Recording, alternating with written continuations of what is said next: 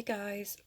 So Libby's asleep in the other room and I just thought I'd pop on with, I suppose, some money saving tips, tricks, stuff like that, I guess you'd call it. Just ways to save a bit of money or make the money you've got go that little bit further. So it's just kind of bits and pieces, not necessarily all for like food shopping or stuff like that, kind of bit of everything. And I'm going to keep doing these videos. Basically I'm just writing down any tips, tricks that I can think that we do or that friends and family tell me, relatives, just doing that kind of thing to see if it's going to help you. So some of the things that we've personally done, we have had a mass declutter through the entire house. This was good for quite a few reasons, because if you ever do move house, it's better to move house with only the things you want and need and use than it is to move stuff that you don't need or want or use. And that item that you're going to be getting rid of could go to somebody who really could use it with a better ability. It could be something decorative, something that you just stick in a cupboard and you don't really appreciate, and that can go to somebody who can appreciate it so much more. So we've been doing that for last year. We did it just before Christmas.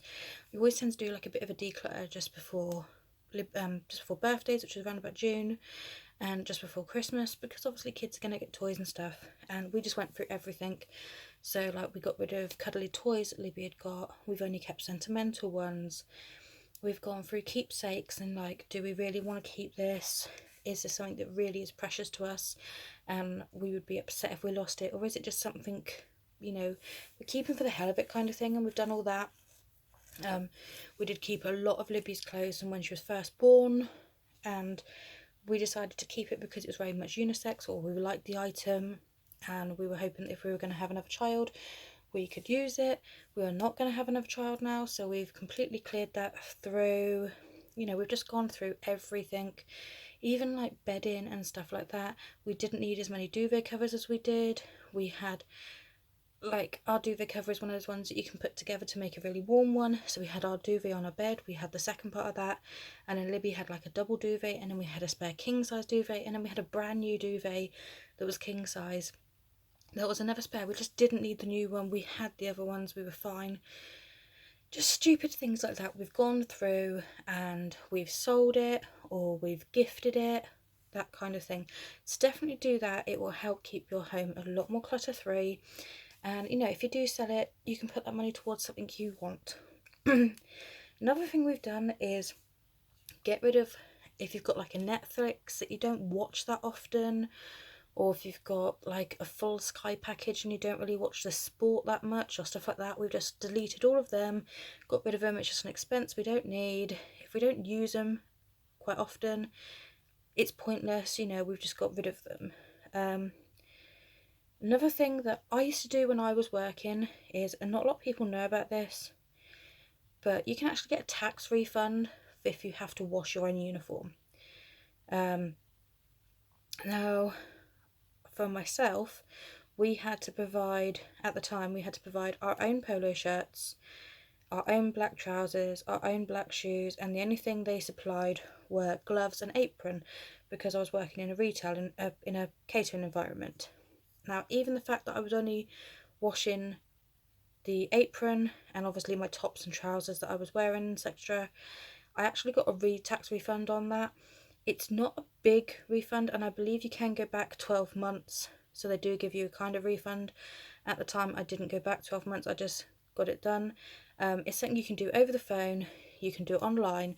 They just change your tax code, and you save, I think it's about £7 to £10 a week or a month or something like that, for the fact of washing your own uniform.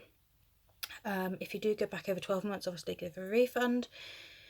And in certain jobs, I can't remember what jobs it is, but in certain jobs where you have to supply your own items, so if you have to supply specifically like safety boots or something like that, you can get a percentage of the money it costs you for that item back. That's another thing you can do online, so it's definitely worth searching for that.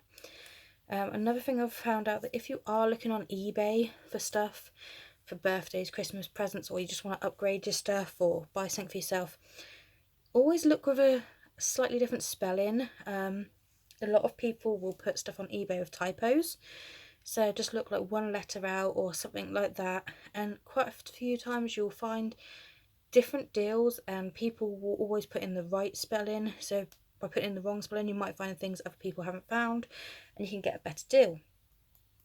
Another one is, if you are selling on eBay, use certain words. It sounds really weird, but if you've got, say, a handbag you're selling and it's a proper original, and say Michael Kors, if you put in genuine, you get more. If you put in authentic, then more than genuine, you get more money for it, if that makes sense.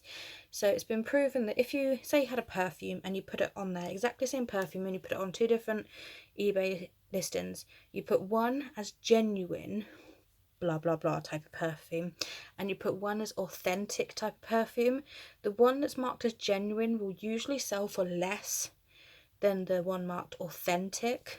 So it's worth researching these words that can mean the same thing, but you could get a higher price for your item if you use those specific words. Specific, I can't say it. Also, another thing with eBay, look for collection only in your local area. A lot of people on eBay want it gone ASAP kind of thing, and a lot of people will kind of post items, but if you look for the stuff that's collection only, there won't be as many people in your area looking for collection only or looking for that item for collection only, because they don't really want to travel. It's very much a type of time now where if we can get it delivered to our door via Amazon, we'll probably go and buy it via Amazon and stuff. So if you don't mind travelling to get it and it's in your local area, definitely look on collection only. You'll definitely find some bargains on that. And one thing I state loads is charity shops. Charity shops, car boot sales, local sale sites, they can be really brilliant. I mean, when we found out we were pregnant with Libby, we were determined that we were going to buy as much as we could ourselves, and then we weren't going to be asking family for a large amount of stuff. We wanted to try and get everything we could ourselves, so that if family said, oh, I want to buy something for a new baby, it was like, yeah, okay, can you buy this? It's like £10 and under kind of thing. So because of doing that, people may not agree with me, may not agree with how I did it, but you know, we got gifted by my sister-in-law a Moses basket. You know, we were getting clothes that friends, family and people on Facebook and stuff like that, where their kids had grown out of it, and we were getting it for quite cheap or getting it for free. We ended up getting her cot second hand. We were going to buy a new mattress for it, but the lady had actually got rid of her mattress that she had for the cot and bought the new one before she sold it, so it still had the tags and everything on it, so we were quite happy for that, and she actually chucked it in with the cot for free. The cot was an IKEA cot that was originally like 90 odd pounds, and we got it for £30, and she even delivered it to us, so that was a good deal. We got our buggy second hand on there. We had a Gracio travel system, and the lady actually had used it about 3 times for one of her children, and then she put it up in the attic, and her attic was like a secondary room. It was in pristine condition. She actually let us have the original paperwork that came with it. We even had the original receipts from Toys R Us with it, and it stated that the buggy was £329 on its own, and that she'd paid another £50 for the Isofix car seat base, and we got the whole lot for £35, so we were well chuffed with that. There was hardly any wear on the tyres. She took off all the covers and washed them and dried them, and it was pristine, and that buggy was a lifesaver. We used that buggy up until probably about Libby was just over a year old, and we only got rid of it purely for the fact of Libby was too big for it at that point, so that was a bargain we had. Other things we got was like, we got her jumperoo second hand, we got given her walker, her push along walker was like £2, her sit-in walker, the original one we got given, and then the second one we bought on sale. Everything we bought brand new was on sale. Pardon me. Everything we had second hand was like clothes and toys and bedding, like sheets for the cot. The cot was second hand. Rocking horses we got for her. The amount of toys we had that was all second hand, and it was either from charity shops or sale sites or gifting sites. You know, I think we worked out at the time, you know, we had a perfect prep machine we bought that was second hand. The lady put a new filter for it and it was like £20 and they retail at like 60. So I think we worked out in the end everything we had for Libby before she was born. So that was like the buggy, the sterilizer, the prep machine, the bottles, the clothes, the bedding, the cot, the Moses baskets, the toys, everything that child would need before she was here. It retailed at about £3,000 what we had, and I think we worked out that we'd paid about £200 for it. So it's definitely worth looking on local sale sites. You know, at the end of the day, even now, I still look in charity shops, I still look on sale sites. You know, Libby is not going to care if a toy she gets is not in the original packaging. At the end of the day, they get the fun out of the toy, and what do you do with the packaging? You just chuck it in the bin. So I'd much rather, if there's a toy she wants and it's like 50 quid brand new, or I can get it second hand in good condition for like £30, I'd much rather pay the £30 and not have the hassle of chucking away the packaging, or if she just plays with it for like 10 minutes and doesn't play with it anymore, I've not spent a big amount on it. I'd much rather spend a small amount, so if she doesn't play with it, I'm not as annoyed, kind of thing. We do get Libby some things brand new, we get them in the sales, we get them stuff like that, but you know, a lot of her toys are second hand. We pick up clothes if we like it second hand, that kind of thing, because kids grow so damn fast, and they grow out of toys, they grow out of clothes, they grow out of everything so damn fast, and it will cost a fortune if you buy it brand new. So definitely look on sale sites, you know, whether it be eBay, Facebook, gifting sites, charity shops, that kind of thing. Definitely have a look on stuff like that. Another big tip, which is kind of, I suppose, kitcheny, food wise, that kind of thing, is live out your cupboards or freezer for like a week. So out of every month, say 1 week, we're just going to live out of what we've got in the cupboards and the freezers. It helps to make you think of ways you can use that food. It helps you use up the stock in your cupboards or freezers, so you keep rotating the stock so it's not going to go out of date, etc. And we've all done it. We've all looked in the cupboards and gone, oh, I don't really fancy that tonight, and you just go up to the shop and buy something else, and that's just something else that's then sat in your cupboard that you're not really going to use. So definitely, if you're going to meal plan or something, maybe meal plan once a week, that you're just going to check what's in your freezers, check what's in your cupboards, and go, right, we're just going to use some of this, you know, we could make a curry out of that, or we could make a pie out of that, that kind of thing. Just use up stuff and keep your stock rotated. Another thing is, don't always look for what you're wanting to buy, if that makes sense. So if you always go out and say buy pork chops, maybe not go out and buy pork chops, maybe buy a pork joint. It would be a little bit more expensive first of all, but then that pork joint you could cut into 2 pieces, and you could have one as a joint for like a Sunday dinner or something, and the other one you could use as, you know, pork for sweet and sour or casserole or pie or pork loins. Do you know what I mean? You can get 2 meals out of like one thing for just spending that little bit more on the first time. We've done this quite a lot. When we do go to the meat man at the car boot sales, he will quite often give us pork joints or gammon joints or beef joints. And if we get pork joint, we do tend to kind of chop it up to make it more kind of pork loin or pork chop kind of things. When we do our Sunday dinners, we roast the joint, whatever we're having, gammon, pork, whatever, and then we will use that to put in sandwiches. If it's pork, we'll chop some up and use it for sweet and sour, that kind of thing. We reuse it and make use of all of it. That kind of goes hand in hand when you plan your meals. Try and work out meals you can reuse, if that makes any sense.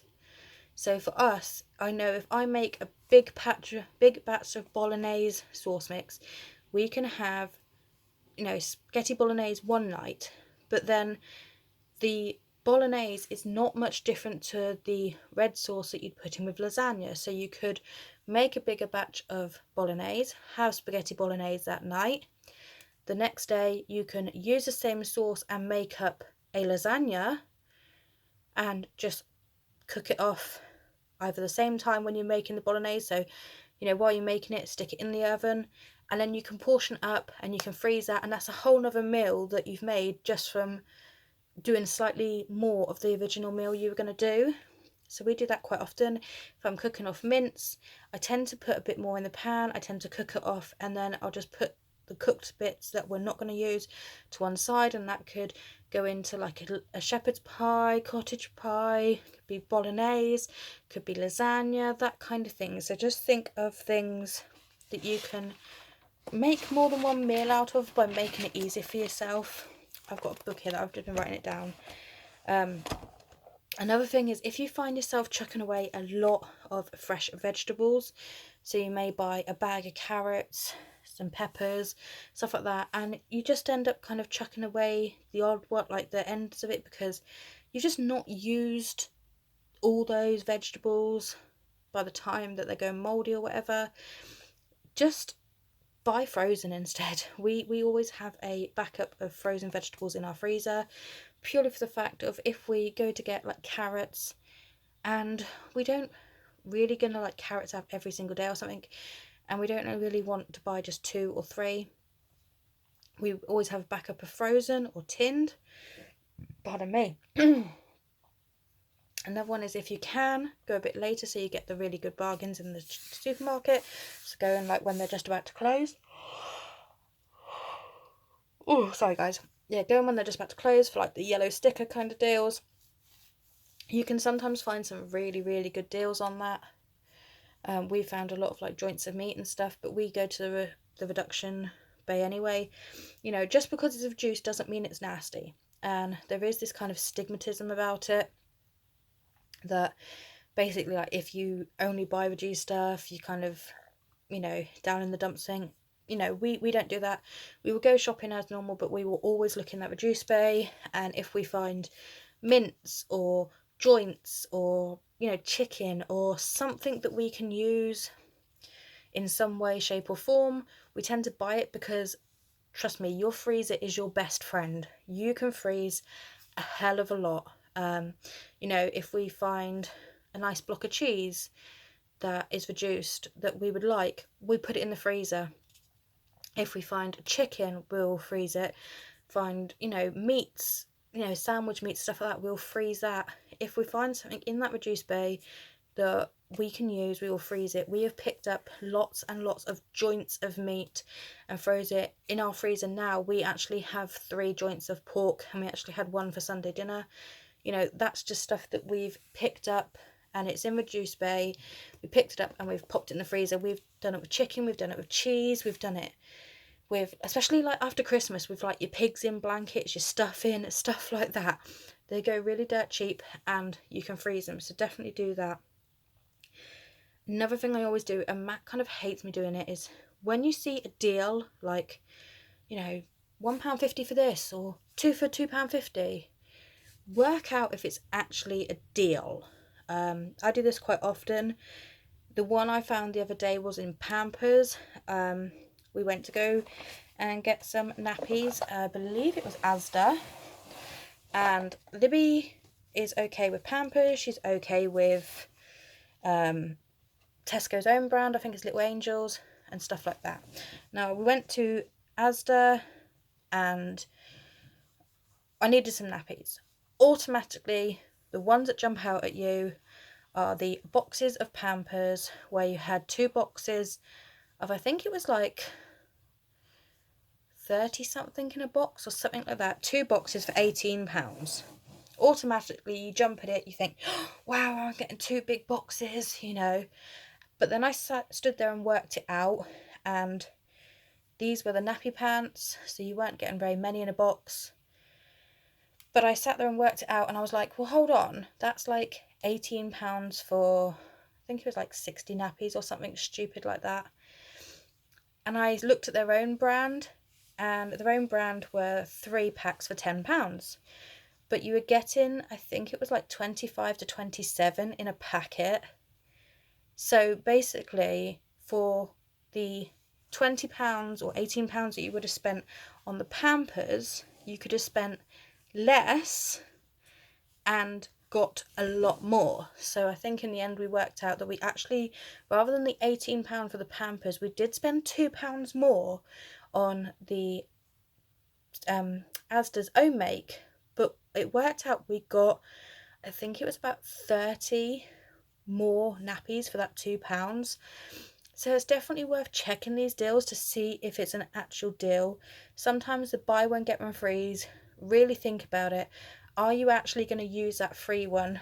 I mean, it's brilliant if it's something like washing up liquid that is like a staple in every house kind of thing. If it's something like that that will store quite easily, that's not really got a use by day, that kind of stuff, that will always come in handy. But pardon me, if it's like, I don't know, like a multi-pack of crisps. If you were originally had on your shopping list you wanted a 6-pack of crisps and they were buy one get one free, that's lovely if you would use the 12 packets of crisps. But if you only have, say, a packet of crisps in your lunchbox every other day, and after that 1 week you want a change of flavours or whatever, and it's like buy one get one free on the same flavours, are you really going to use that second packet?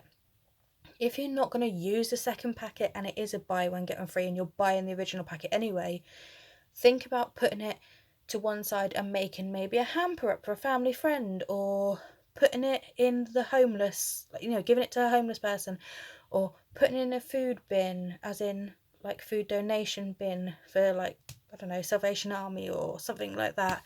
If it's something you're not going to use and you're paying for the original item anyway, why not donate it? Why not gift it to somebody? Why not put it to one side and make like a little food hamper up for somebody or something like that? So definitely make sure that what you do think is a deal, work it out, see if it is actually a deal. I mean, another one we saw the other day was cheese strings.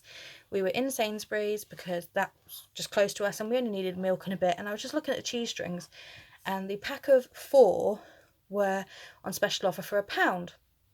But the pack of 12 was like £2.90 something. And I was like, that's not really your best deal. And, you need to really look around. You're not really saving a big deal on stuff. So always take a look on that. And another thing along that is always, or not always, but give lower brand things a chance. So for us, things that are kind of staple items, if that makes sense. So for us, we always have tin potatoes in the cupboard because you can put it with any meal. You can make leek and potato bake out of it. You can make normal potato bake. You can make potato salad out of it. So something like that is quite a staple in our house. And I'm not going to go out and spend £1 a can on tin potatoes when I can get the same tin of potatoes for like 30p in Tesco's, because it is just something that I'm going to add to something. It's like an accompaniment, it's not the main thing. We don't mind having the cheaper version of it, but when we've tried the cheaper things of other things, like Matt will not eat cheap baked beans, he will not eat like Asda's own brand or Tesco's own brand. He likes Heinz, but I don't mind paying the extra for the Heinz beans when we're cutting back on things like potatoes and tin carrots and tin peas, where we just kind of have them in the cupboard as a staple. So we do that quite a lot on stuff. Same with squash and stuff like that. We will always see if we actually want that flavour and what is the best deal on that flavour for weight and how much you get and stuff. And sometimes it works out that the cheaper brands are better. If you don't like really strong flavours, maybe the cheaper brands might be better, that kind of thing. So definitely, if you can, just try some of the cheaper brands. You may be able to save some money on silly things like pasta. Why spend like £1 or £2 a bag when you could go and, I don't know, Tesco's, Lidl's, whatever, and buy it for like 20, 30p. You're going to put it with something. So if you can save yourself money on like the pasta, you could buy not the cheap brand of sauce, you could buy maybe the Dolmio sauce or something. So another brand that you actually like the brand of, you want to keep that specific brand of, you can kind of save on one bit to splurge on another bit, if that makes sense. Another thing I've learnt with Libby is, I don't put all her toys out at once. So she has, so I'm sat on her floor and I've got little people underneath me. She has different toys out in her room and downstairs, and we do have a box of toys that we swap out. I found that with kids, they half the time forget some of the toys they've got, so it's worth kind of only putting some out at a time and kind of keeping another lot in a box or in a bag or somewhere out the way. And then maybe when they're at school one day, just swap out some toys. They think they're getting nice brand new toys, but it's actually their own toys that they've had for a little while, but they've kind of forgot that they've had them, that kind of thing. Like when you go and clear out a toy cupboard and, you know, they're there and they're like, oh, I haven't seen that one before, and you play with it. Another thing I've learned is, if there's quite a few of you, like mums or friends or whatever, and this doesn't have to be just toys, this can be clothes, this can be DVDs, this can be anything, make up a little group and kind of switch in between yourselves. So if, I don't know, say we've got loads of ponies and Libby doesn't really play with them, but my friend's daughter likes ponies, we'll switch, like we'll give her the ponies for a bit and we'll take, I don't know, like the toy cars or something that her daughter has stopped playing with, and we kind of interchange toys between us. That way the children get a lot more toys because you can kind of switch it around in the group. So the toys keep getting switched around, the kids are happy, the mums are happy because they're getting like triple the amount of toys for what they would spend, and the same with all other mums, because you're switching it out, it's not costing you anything. And that can be the same with DVDs. You could all, like 3 or 4 of your families, have a film night every Friday, and if you haven't got a certain DVD but somebody else has, you can borrow it off of them and stuff like that. If you've got friends at the same size as clothes in you, you could switch around clothes. It's just a way of getting new things into your house that you can kind of play with, or you can wear, or say you, I don't know, if you're the same size dress as your friend, you could say, oh, I've got this dinner to go to and I want this fancy dress. You know, they may have got a dress they can lend you for that one thing, because it's pointless going out and buying a dress for one night if you can borrow it off of someone. So definitely look into doing stuff like that. And then I'm going to do one more and then I'll do the rest in a different video. Definitely shop throughout the year for birthdays and Christmases. This is one of the big things I do. I will write a list down. Oh, knocked you down, guys. I will write a list down of who I've got birthdays for and stuff throughout the year. And when I go in the January sales, when I go to Car Boots, stuff like that, if I see things that I think that person would like for birthday, whatever, I will buy it and I'll put it back for that reason. And even if I get given gift sets and I know I personally won't use them, this is one I do myself. One of my friends loves bath bombs. So whenever I get a gift set that I know I'm not going to use and it has a bath bomb, I will actually split the gift set up and I'll take the bath bomb and I'll put it to one side. And then when I'm going around charity shops or Car Boots, if I see a sealed bath bomb, I will buy it. And then come her birthday, I've got this big pile of bath bombs. I can just go to Poundland and buy a gift box, or I can just find a cardboard box and wrap it up and make it look nice. Or when I'm going around Car Boots, I can look for a nice tin or a nice basket and just put all these bath bombs together, and she's got a present that she's going to absolutely love because she loves bath bombs. You've got it at a fraction of the price. You're reusing some of the stuff that you were gifted that you don't like, and you can do the same with shower gels and stuff. You know, maybe your friend loves pink and loves, I don't know, bath products. If you get given a gift set and one of those items is maybe a pink shower gel and you're not going to use the gift set, put it to one side. And then when you go around charity shops, Car Boots, everything, if you can find brand new and sealed, you know, pink items for the bathroom, you could make this lovely hamper or this lovely basket up for this person who likes pink bath stuff, and it's cost you a fraction of the price. You're reusing something you've had. Definitely do stuff like that. You know, in the January sales, I did buy a lot of stocking fillers for my nieces and nephews, and just little things that doesn't really matter, if that makes sense. So like colouring books, kids are always going to use colouring books, pens, pencils, even if it's just got like a Christmassy design on it, that will do for stocking filler next year. I shopped throughout the year last year in Poundland, picking up like My Little Pony hair clips and Paw Patrol pencils and pens. So that has now been split between Libby's Christmas, Libby's birthday, Libby's Easter, and there's still some stuff put back for Christmas. But I've been picking it up as and when I see it. I do pick up gift sets and, like I say, bath bombs and stuff like that throughout the year, and put it together and make my own sets. And it does save you a lot of money, especially if you go to car boots and charity shops and pick up like one bath bomb or something like that, because there always seems to be sets that you only use one thing of, or you don't use this thing, or stuff like that. And it doesn't have to be just bath items, it could be anything. You know, you might have a friend that loves owls, and you could go around the charity shops and car boots and get little, you know, mug or something like that. You can make up gift sets so easily from something that you would normally not buy.